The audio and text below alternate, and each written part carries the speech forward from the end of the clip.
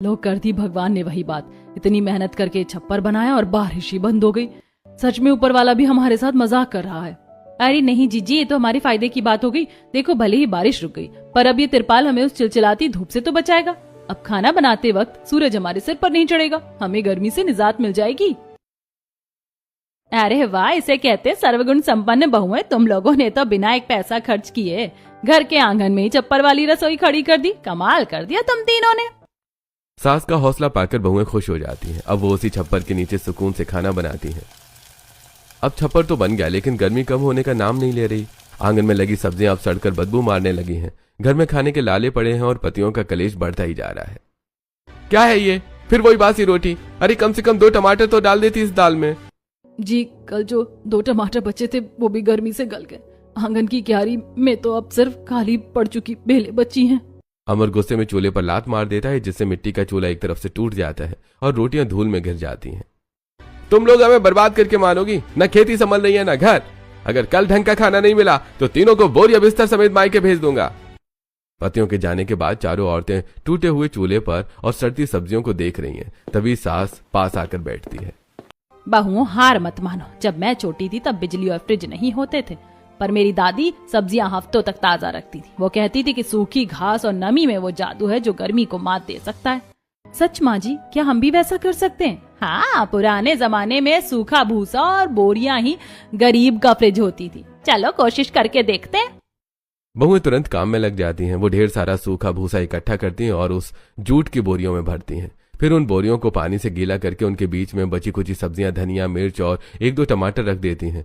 वो दिन भर उन पर पानी का स्प्रे मारती रहती हैं। 5-6 दिन बीत जाते हैं। बहुएं बड़ी उम्मीद से बोरी खोलती हैं, लेकिन जैसी बोरी खुलती है पूरे आंगन में भयंकर सड़ांध फैल जाती है। सब्जियां ताजी होने की बजाय काली पड़कर गल चुकी हैं। ये क्या तमाशा लगा रखा है? घर को गटर बना दिया है तुम लोग। ये फालतू के नुस्खे लगाना बंद करो। एक तो बाहर खेती सूख रही है और तुम घर के अंदर सब्जियां सड़ा रही हो। अरे दिमाग खराब हो गया है तुम सबका। ये कूड़ा उठाओ, कचरा उठाओ और बाहर फेंको, वरना आज सच में घर से निकाल दूंगा। पति गुस्से में सामान इधर उधर फेंक देते हैं और चले जाते हैं। ईना और मीना रोने लगती है, लेकिन सबसे छोटी बहू डीका शांत खड़ी सड़ी हुई सब्जियों को गौर से देख रही होती है। क्या हुआ डीका, तू ऐसे बुत बनकर क्या देख रही है? हमारा ये जुगाड़ तो फेल हो गया, अब तो पति हमें छोड़ेंगे नहीं। जीजी, जुगाड़ फेल नहीं हुआ है, बस तरीका गलत था। भूसे ने गर्मी तो रोकी, पर नमी ने सब्जियों को गला दिया। मेरे दिमाग में कुछ और चल रहा है, कुछ ऐसा जो हमने मंडी वाले सब्जी वाले की बात में सुना था। क्या चल रहा है तेरे दिमाग में? मिट्टी। जिज्जी, असली ठंडक भूसे में नहीं, जमीन के अंदर की मिट्टी में है। बस एक बार और मेरा साथ दे दो, इस बार हमारे आंगन की सब्जियां कभी नहीं खराब होंगी। भूसे वाला तरीका फेल होने के बाद बहुओं ने हार नहीं मानी। तब थी दोपहर में, जब पति दिहाड़ी पर गए थे। तीनों बहुओं ने आंगन के एक कोने में खुदाई शुरू कर दी। इस बार हम गलती नहीं करेंगे। डीका, तूने कहा था ना कि जमीन के नीचे ठंडक होती है, बस अब यही हमारी आखिरी उम्मीद है। हाँ जीजी, देखो मैंने इस गड्ढे में पन्नी बिछा दी है ताकि मिट्टी की नमी सीधे सब्जी को ना लगे। अब इसके अंदर ये बची हुई सब्जियां रख देते हैं। उन्होंने बड़ी उम्मीद के साथ गड्ढे में पन्नी बिछाई, उसमें बची कुछ सब्जियां रखी और ऊपर से फिर पन्नी ढककर मिट्टी से दबा दिया। 2 दिन तक वो बड़ी बेसब्री से इंतजार करती रही। इस बीच घर में खाने के लिए सिर्फ नमक और सूखी रोटी ही बची थी। बस भगवान आज लाज रख लेना, अगर आज भी सब्जियां सड़ी निकली तो कल घर में चूल्हा नहीं जलेगा। जैसे ही मिट्टी हटाई और पन्नी खोली, बहुओं के चेहरे पर खुशी की जगह खौफ आ गया। पन्नी के अंदर सब्जियां सड़कर पानी पानी हो गई थी। हे भगवान, ये क्या हो गया? हमने तो सोचा था मिट्टी इन्हें बचा लेगी, पर ये तो पहले से भी बुरी तरह सड़ गई। अब हम पतियों को क्या खिलाएंगे? पन्नी ने सब खराब कर दिया। हवा नहीं मिली तो गर्मी और बढ़ गई। माँ जी, हम तो पूरी तरह हार गए। न खेत में कुछ बचा है न घर में। तभी अमर, अकबर और एंथनी खाली हाथ लौटे हैं, क्योंकि खेत की फसल पूरी तरह बर्बाद हो चुकी है। क्या है ये, फिर वही नमक रोटी? तुम लोग दिन भर घर में करती हो क्या, पड़े पड़े? और नहीं तो क्या, एक तो खेत की सब्जियां जल गईं और जो घर में था वो इन्होंने मिट्टी में दबा के सड़ा दिया। तुम तीनों को तो घर से निकाल देना ही ठीक है। अरे घर में राशन का एक दाना नहीं बचा और उन्हें प्रयोग सूझ रहे हैं। शर्म आनी चाहिए तुम लोगों को। पति गुस्से में गालियां देते हुए बाहर निकल जाते हैं। घर तभी सास धीरे से आकर ईना के कंधे पर हाथ रखती है। हिम्मत मत हारो, जमीन ने रास्ता दिखाया है, बस हमने उसे समझने में गलती कर दी। कल मंडी चलो, वहाँ कोई ना कोई हल जरूर मिलेगा। 4-5 दिन बीत चुके हैं। बहुओं ने मेहनत करके कुछ पैसे बचाए हैं। आज वो तीनों गांव से दूर खड़ी सब्जी मंडी आई हैं। चारों तरफ शोर शराबा है, लेकिन हर औरत के चेहरे पर गर्मी की वही चिंता है। भैया ये नींबू और टमाटर तो अभी से मुरझाए हुए लग रहे हैं, घर ले जाते जाते तो ये भी गल जाएंगे। अरे हीना, तुम सब्जी लेकर करोगी भी क्या? तुम्हारे घर का हाल तो पूरे गांव को पता है। सुना है कल फिर तुम्हारे पतियों ने घर में दंगा किया। बेचारी सब्जी तो पतियों की मार से पहले ही डर के सड़ जाती होगी। पड़ोस की 2-3 औरतें ठहाका मारकर हंसती हैं। बहुएं शर्म से सिर झुका लेती हैं। हंस लो बहन, पर सच तो ये है कि गर्मी में जितनी सब्जी लाओ सब सड़ जाती है। हमारे तो आंगन की सब्जियां अभी खराब हो रही हैं, इसी वजह से घर में रोज कलेश होता है। अरे भाभी जी, आप लोग इतनी चिंता क्यों करती हैं? क्या आपको पता नहीं कि बिना फ्रिज के भी सब्जियों को महीनों तक सुरक्षित रखा जा सकता है? क्या बिना बिजली और बिना फ्रिज के? भैया मजाक मत करो, हमने सारे तरीके आजमा लिए, घास फूस मिट्टी में दबाना सब फेल हो गया। अरे क्योंकि आपने आधा अधूरा तरीका अपनाया। अरे पुराने जमाने में लोग इसे मिट्टी का संदूक कहते थे। अफगानिस्तान और सऊदी जैसे गर्म देशों में आज भी लोग यही करते हैं। पर भैया वो करते क्या हैं? हमें भी तो बताओ। ध्यान से सुनो। सूखी घास और भूसे में थोड़ा गोबर मिलाया जाता है और एक ढांचा तैयार किया जाता है। फिर उस पर मिट्टी का गाढ़ा लेप लगाया जाता है। जब वो सूख जाए तो उसके अंदर फल या सब्जियां रखकर ऊपर से फिर मिट्टी से बंद कर देते हैं। पर इससे क्या होगा? इसे जमीन के अंदर 2-3 इंच के गड्ढे में दबा दिया जाता है। ऊपर भले ही जमीन तप रही हो, पर अंदर मिट्टी की शीतल तरावट बनी रहती है। जैसे मिट्टी का मटका पानी ठंडा रखता है, वैसे ये ढांचा सब्जियों को 6 महीने तक ताजा रखता है। इसका मतलब मिट्टी ही असली फ्रिज है। भैया आपने तो हमारी जिंदगी की सबसे बड़ी मुश्किल हल कर दी। बहुएं खुशी खुशी सब्जी खरीदती हैं और घर की ओर दौड़ पड़ती हैं। घर पहुंचकर ईना और मीना रसोई संभालने लगती हैं और खाने में रोटी सब्जी बनाती हैं, जिसे खाकर उनके पति आज बिना कलेश किए खाना खाकर सो जाते हैं। लेकिन डीका की आंखों में नींद नहीं है। वो आंगन में बैठी हुई थी उसे देखकर। डीका सोई नहीं? क्या सोच रही है? जिज्जी, कल इस आंगन को बहुओं की गर्मी में कभी ना खराब होने वाली आंगन की सब्जियां वाला आंगन बनाएंगे। चल पागल, जगती आंखों से सपने देख रही है, चल सो जा जाकर। मीना डीका की बात को मजाक समझकर सोने चली जाती है। उसके बाद अगली सुबह सूरज की पहली किरण के साथ ही डीका घर के पीछे से भूसा, गोबर और पीली मिट्टी इकट्ठा करने लगती है। ईना और मीना उसे हैरानी से देख रही हैं। डीका, सुबह सुबह ये क्या गंदगी फैला रखी है? गोबर और मिट्टी से क्या करेगी अब? जिज्जी, मेरा दिमाग बस उस सब्जी वाले की बात पर अटका है। डीका पहले प्रयास में मिट्टी और भूसे का लेप लगाती है, लेकिन ढांचा ढह जाता है। वो हार नहीं मानती। दूसरी बार वो गोबर और मिट्टी का सही संतुलन बनाती है और एक सुंदर गोल मटके जैसा ढांचा तैयार कर लेती है। बना तो लिया छोटी, पर ये सूखेगा कैसे? अभी तो मिट्टी बिल्कुल गीली है। जीजी, चिलचिलाती धूप में ये कल तक पत्थर जैसा मजबूत हो जाएगा। अगले दिन कड़ी धूप ने मिट्टी के उस ढांचे को एकदम सुखाकर पक्का कर दिया है। डीका उसे उठाकर लाती है। देखो जीजी, ये सूख गया। अब हम इसमें प्रयोग करके देखेंगे सबसे जल्दी खराब होने वाली चीज क्या है। टमाटर। चलो इसमें 4 टमाटर रखकर देखते हैं। 25 रुपए के टमाटर हैं डीका, अगर खराब हो गए तो भारी नुकसान होगा। जीजी, 25 रुपए का नुकसान होगा तो एक नया सबक मिलेगा, लेकिन अगर ये एक्सपेरिमेंट सफल हो गया तो फिर मजे ही मजे। डीका टमाटरों को उस मिट्टी के बॉक्स में रखती है, उसे ऊपर से बंद करती है और आंगन के ठंडे कोने में छोटा सा गड्ढा खोदकर उसे दबा देती है। अगले 4-5 दिन तक बहुएं अपनी आंगन की खेती में भी जुट जाती हैं। वो सड़ती हुई बेलों को सहारा देने के लिए बांस के खंभे लगाती हैं, रस्सियों से जाली बनाती हैं और बेलों को उन पर चढ़ा देती हैं। करीब 15-20 दिन बाद बेलों पर छोटे छोटे टमाटर और लौकी नजर आने लगती है। छोटी, अब रहा नहीं जाता, पूरे 5 दिन हो गए, निकाल के देखे। मुझे तो डर लग रहा है कि अंदर टमाटरों का हलवा ना बन गया हो। हे भगवान, हमारी लाज रखना। हमारी इतने दिनों की मेहनत और उम्मीद इस मिट्टी के अंदर है। डीका धीरे धीरे मिट्टी हटाती और उस ढांचे को खोलती है। जैसे ढक्कन हटता है, तीनों बहुओं की आंखें फटी की फटी रह जाती हैं। टमाटर बिल्कुल लाल, सख्त और ताजे थे, जैसे अभी अभी खेत से तोड़े हों। अरे वाह, ये तो कमाल हो गया। डीका, मीना, देखो टमाटर तो बिल्कुल बढ़िया है, एक खरोच तक नहीं आई। अरे ओ भैया, ये तो चमत्कार हो गया, हमारा पहला प्रयोग सफल रहा। बहुओं की खुशी का ठिकाना नहीं है। वो एक दूसरे को गले लगा लेती हैं। तभी बाहर के दरवाजे पर एक जोरदार लात पड़ती है। अमर, अकबर और एंथनी शराब के नशे में धुत लड़खड़ाते हुए अंदर आते हैं। ओए, ये क्या बंदरिया की तरह उछल कूद मचा रखी है? पूरे बदनपुर गांव में हमारी बदनामी करवा दी है तुम लोगों ने। अरे लोग रास्ते में रोक रोक के पूछ रहे हैं, क्या तुम्हारे घर के मर्द मर गए जो तुम्हारी बहुएं आदमियों की तरह जमीन खोद रही हैं और खेती कर रही हैं? पर जी देखिए तो सही, हमने मिट्टी का फ्रिज बनाया, हमारे टमाटर बिल्कुल ताजे। अरे भाड़ में गया तेरा फ्रिज और भाड़ में गई तेरी खेती। हमारे सामने आदमियों वाले काम करेगी तू? अमर गुस्से में अपना आपा खो देता है और उसे बांस के स्टैंड को, जिस पर बेलें चढ़ी थी, लात मारकर तोड़ देता है। मिट्टी का बना वो प्यारा सा बॉक्स भी चकनाचूर हो जाता है। नहीं, ये क्या किया आपने? हमारी महीनों की मेहनत। चुप, एक शब्द और बोला तो।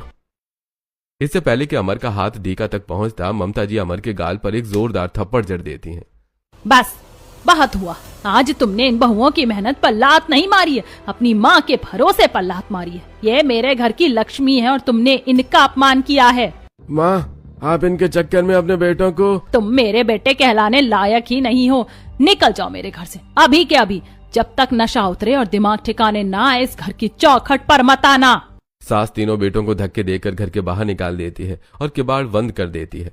बाहर तीनों भाई नशे में बड़बड़ाते हुए चले जाते हैं। अंदर बहुएं अपनी टूटी हुई मेहनत को देखकर रो रही होती हैं। नहीं जिज्जी, हम रोएंगे नहीं। उन्होंने हमारा स्टैंड तोड़ा, हमारी हिम्मत नहीं। पतियों को घर से निकाले 4 दिन बीत चुके हैं। वो नशे में धुत होकर रात को गांव की गलियों में भटकते हैं और दिन में घर की दीवार के पास आकर अपनी झुंझलाहट निकालते हैं। आज आंगन में ईना और मीना आंगन के आधे हिस्से में बांस गाड़ रही हैं, जबकि डीका पास ही जमीन खोद रही है। मीना, ये रस्सियां अच्छे से कसना, ताकि जब लौकी और करेले की बेलें भारी हों तो ये जाली टूटे नहीं। जीजी देखो, छोटे छोटे टमाटरों ने सर उठाना शुरू भी कर दिया है। अगर ये बच गए तो हमारी किस्मत चमक जाएगी। माँ जी, रेत ले आई आप? ये ले बहू, बिल्कुल वैसी ही ठंडी और महीन रेत है जैसे तूने मांगी थी। डीका गड्ढे के नीचे पहले 2 इंच गीली रेत बिछाती है, फिर उसमें एक बड़ा सा मिट्टी का मटका उतारती है। जी देखिए, अब इस मटके और गड्ढे की दीवार के बीच जो खाली जगह है उसमें हम ये गीली रेत भर देंगे। इससे बाहर की लू मटके के अंदर तक नहीं पहुंच पाएगी। मीना ताजी तोड़ी हुई मिर्चें और धनिया लेकर आती है। डीका उन्हें एक सूती कपड़े में लपेटकर मटके के अंदर रखती है और ऊपर से मिट्टी के ढक्कन से ढक देती है। फिर उस पर एक गीली बोरी डाल दी जाती है। आंगन में डीका गड्ढा खोद रही है, तभी बाहर से पतियों के ठाकों की आवाज आती है। वो दीवार के ऊपर से झांक रहे हैं। अरे कोई देखो घर में क्या निकाला। इन औरतों का दिमाग तो फिर ही गया है। अरे ओई ना, ये क्या कब्रें खोद रही हो आंगन में? अब क्या घर के अंदर मुर्दे गाड़ोगी? अरे भाई, मुर्दे नहीं है, देखो मटके ला रही हैं। अरे ओ महारानियों, मटके पानी के लिए होते हैं, जमीन में गाड़ने के लिए नहीं। अरे रहने दे भाई, ये सब पागल हो गई हैं। बाहर सूरज आग उगल रहा है, हमारी खड़ी फसलें जल गई और ये आंगन में मिट्टी से खेल रही हैं। 2 दिन में जब भूख लगेगी तब अकल आएगी। पतियों की कड़वी बातें सुनकर मीना की आंखों में आंसू आ जाते हैं। आप हमारी फिक्र छोड़िए, बस 2 दिन रुकिए, फिर अपनी आंखों से देखिएगा। पति गालियां देते और मजाक उड़ाते हुए वहां से चले जाते हैं। डीका तुरंत काम में लग जाती है। वो गड्ढे में गीली रेत बिछाती है और मटके को उसमें फंसा देती है। जीजी, ये लोग जितना मजाक उड़ा रहे उड़ाने दो, हम अपनी सब्जियों और आंगन की खेती दोनों को बचाएंगे। 15-20 दिन बीत चुके हैं। आंगन का नजारा बिल्कुल बदल गया है। एक तरफ बांस और रस्सियों की जाली पर टमाटर और लौकी की बेलें लहला रही हैं और दूसरी तरफ जमीन के अंदर दबे मटके अपना काम कर रहे हैं। देखा रीका, गर्मी कितनी भी हो पर इन बांसों के सहारे हमारी बेलें तो आसमान छूने लगी। छोटे छोटे टमाटर भी आने शुरू हो गए। जीजी, ये तो अभी शुरुआत है, अब असली परीक्षा का समय है। बाजार में धनिया और नींबू मिलना बंद हो गए हैं। चलो देखते हैं हमारे मिट्टी के फ्रिज का क्या हाल है। डीका धीरे से जमीन में दबे मटके का ढक्कन खोलती है। जैसे ढक्कन हटता है, अंदर से ताजे धनिया की खुशबू पूरे आंगन में फैल जाती है। धनिया और मिर्च ऐसे लग रहे हैं जैसे अभी अभी ओस में भीगे हो। अरे वाह, ये तो बिल्कुल ताजे हैं डीका। अब हमें इन्हें बाजार ले जाना चाहिए। लोग सड़ी सब्जियां खाकर तंग आ चुके हैं। उन्हें ये ताजगी दिखेगी तो वो मुंह मांगी कीमत देंगे। हाँ जिज्जी, पर हम अभी सबको राज नहीं बताएंगे। हम बस सब्जियां बेचेंगे और देखेंगे कि लोगों का क्या कहना है। जेठ का महीना शुरू हो चुका है। आसमान में आग बरस रही है। पूरे बदनपुर में मंडियों में सब्जियां सूख कर पीली पड़ गई हैं। धनिया और नींबू तो बाजार से गायब ही हो चुके हैं। इसी बीच तीनों बहुएं अपनी टोकरियां लेकर मंडी पहुंचती हैं। मंडी में एक अमीर ग्राहक सड़े हुए टमाटर देखकर मुंह बना रहा है। तभी ईना अपनी टोकरी खोलती है। अरे ये टमाटर और मटर इस चिलचिलाती गर्मी में इतने ताजे कैसे? और ये हरा धनिया, इसकी खुशबू तो दूर से आ रही है। अरे बहन जी, मुझे भी बताओ कौन से कोल्ड स्टोर से ये माल उठा रही हो? शहर की बड़ी गाड़ियां भी ऐसा माल नहीं ला पा रही हैं। ये किसी कोल्ड स्टोर का नहीं, हमारी अपनी मेहनत का फल है भैया। जो चाहिए ले लो, दाम वही लगेगा जो मेहनत का होता है। लोग टूट पड़ते हैं। जो धनिया 20 रुपए की गड्डी बिकती थी, आज वो 60 रुपए में भी हाथों हाथ बिक रही है। बहुओं की टोकरियां मिनटों में खाली हो जाती हैं। डीका, आज की कमाई तो हमारी सोच से भी ज्यादा है। देख, लोग कैसे हैरान होकर पूछ रहे थे। जिज्जी, वो ग्राहक तो पूछ ही रही थी कि क्या हमने घर में कोई बड़ी मशीन लगा रखी है। तो तूने बताया नहीं कि हमारी मशीन बिजली से नहीं, मिट्टी के ठंडे मटकों से चलती है। नहीं छोटी, ये राज तो लगता है इन्हें कभी पता नहीं चलेगा, लेकिन हमें और हमारी मिट्टी को बखूबी पता है। मंडी में बहुओं की ताजी सब्जियों का शोर पूरे बदनपुर गांव में फैल गया है। जिन औरतों के घर में फ्रिज नहीं है और जिनकी सब्जियां गर्मी में कचरा हो रही थी, वो अब जिज्ञासा और उम्मीद लेकर बहुओं के घर पहुंचने लगी हैं। आज बहुओं की कभी न खराब होने वाली आंगन की सब्जियां देखने आंगन में 5-6 गांव की औरतें खड़ी हैं। वो हैरानी से लहलाती बेलों और जमीन में दबे हुए मटकों को देख रही हैं। हीना बेटिया, सच सच बताना, सुना है तुम बिना बिजली के सब्जियां हफ्तों तक ताजी रख रही हो। हमारे घर में तो कल आया दूध भी फट गया और साग तो झुलस गया। क्या तुम हमारी मदद करोगी? क्यों नहीं चाची, हम गरीब लोग महंगा फ्रिज नहीं खरीद सकते, तो क्या ताजी सब्जी खाने का हक भी नहीं है हमें? चाची देखिए, हमने ये मिट्टी के संदूक तैयार किए हैं। ये बिल्कुल वैसा ही काम करते हैं जैसे शहर वालों का फ्रिज। हमने इन्हें मिट्टी, भूसे और गोबर से बनाया है। आप लोग परेशान मत होइए, हम आप सबको ये संदूक बनाना भी सिखाएंगे और जिन्हें जल्दी चाहिए उनके लिए हमने कुछ बॉक्स बनाकर रखे भी हैं। आप इन्हें ले जा सकती हैं। अरे ये तो अंदर से बहुत शीतल है। ईना, तुम तो हमारे लिए भगवान बनकर आई हो। अब हमारे घर में भी कलेश नहीं होगा। अरे ये तो चमत्कार है ईना, बिना बिजली के इतना ठंडा। हमें भी ये संदूक चाहिए, चाहे जितने पैसे ले लो। चाची, ये हम बेचेंगे भी और आपको बनाना भी सिखाएंगे। बहुओं ने अब अपना व्यापार शुरू कर दिया है। वो अपने आंगन की कभी न खराब होने वाली सब्जियां आसानी से बचाकर महंगे दामों पर बेच देती हैं और सब्जियां बचाने के लिए मिट्टी के बक्से भी बनाकर बेचती हैं। इसी बीच बहुओं ने अपनी पिछली कमाई से एक सफेद गाय खरीदी है। देखा जीजी, हमारी मेहनत की लक्ष्मी आ गई। अब जो झाड़ फूस और हरा चारा हम उगा रहे हैं वो इसके काम आएगा। दूध बेचेंगे भी और घर में बरकत भी होगी। एक तरफ भगवान ने अपनी मेहनत से अपनी जिंदगी बदल दी, वहीं उनके पति 4-5 दिनों से सड़कों पर भटक रहे हैं। उनके पास खाने को रोटी तक नहीं है। ममता जी को उन पर कोई तरस नहीं आ रहा, क्योंकि वो उन्हें सुधारना चाहती हैं। जब वो बदहाल हालत में गांव के चौराहे पर बैठते हैं तो गांव वाले उन्हें खरी खोटी सुनाते हैं। अरे अमर, तुम यहाँ धूल भाग रहे हो और तुम्हारी पत्नियां पूरे गांव का भला कर रही हैं। उन्होंने हमें प्राकृतिक तरीके से खाना सजोना सिखाया। ऐसी लक्ष्मी जैसी पत्नियों को छोड़कर तुम अपनी किस्मत को लात मार रहे हो। पतियों को अपनी गलती का एहसास होता है। वो गिड़गिड़ाते हुए घर लौटते हैं और ममता जी के पैरों में गिर जाते हैं। माँ, हमें माफ कर दो, हमने अपनी पत्नियों के हुनर को नहीं पहचाना, हम सुधरना चाहते हैं। माफी मुझसे नहीं, इन बहुओं से मांगो। और सुनो, अब से तुम घर के मालिक नहीं, इन बहुओं के मददगार बनकर रहोगे। हाँ हाँ ठीक है, जैसा आप कहेंगे हम वैसा करेंगे। समय गुजरता है और अब पति सुधर चुके हैं और घर के कामों में हाथ बटा रहे हैं।